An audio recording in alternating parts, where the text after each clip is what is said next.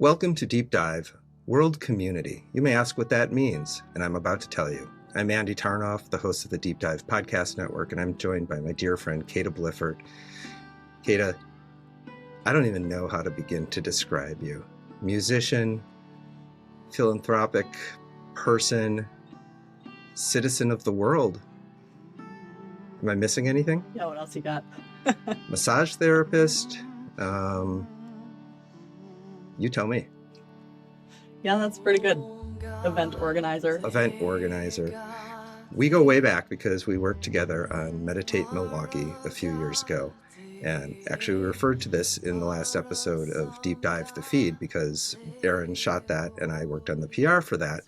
But that's not what we're talking about today, although it is something that is related to making the world a better place. And in this case, we're talking about something way beyond Milwaukee.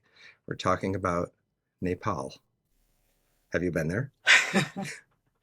Yeah, so I traveled there this last spring. I found my way to Nepal through India, where I've been traveling there since 2006. And back in 2010, I volunteered at an orphanage for a couple of months, and I was there 24/7 with the kids.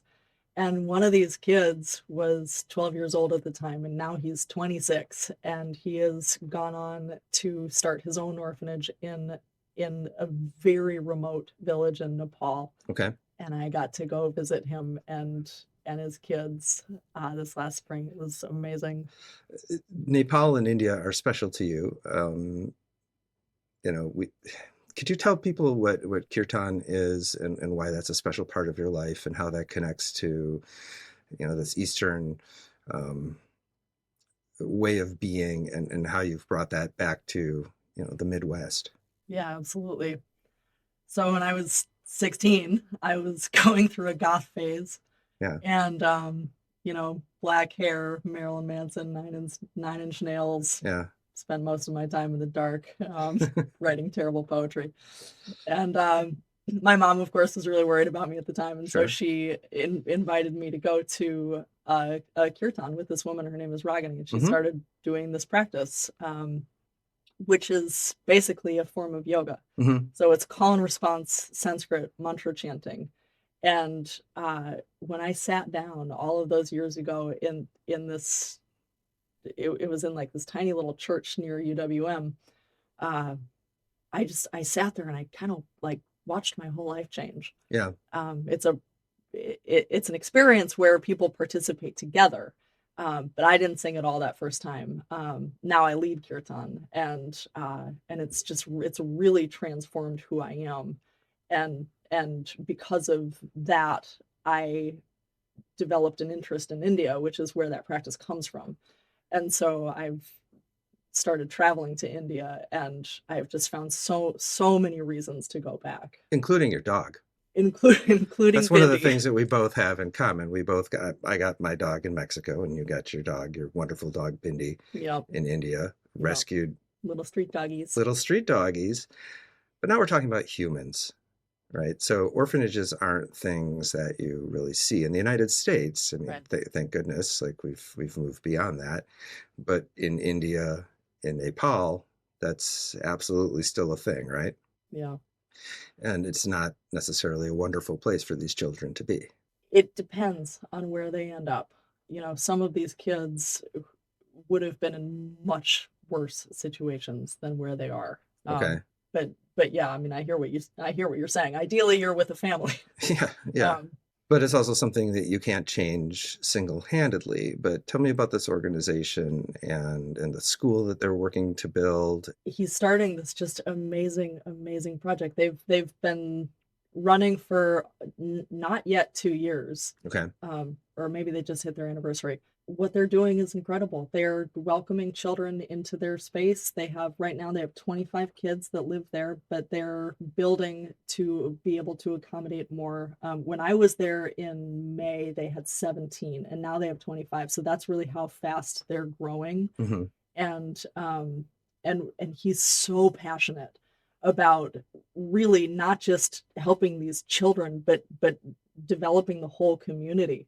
And he sees really education and educating children in particular to be the way to really just like transform the culture from some of these things that really don't work, like child marriage and gender and caste inequality and Right.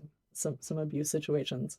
So he's really giving these kids an opportunity to see a future beyond some of these things that go on in very, very remote parts of the world. Now, this is a podcast that, we're in Milwaukee, Wisconsin, but it has an international audience. When I did my 31 episodes of Deep Dive MH370, there were a ton of Indian viewers and listeners because this took place around India and Nepal, and there were people from that area. So we do have some international listeners. We also have some local listeners. So you are doing an event that people can participate in from right here and beyond. And that's what struck me as we had coffee today, is here in Milwaukee, you are planning an event in just a few weeks. Can you tell me about it? Absolutely. Yeah. So the event is called A Night in Kathmandu. And the idea is you'll walk in the door. It's a gala style fundraiser. You walk in the door and you feel like you've been transported to magical Kathmandu.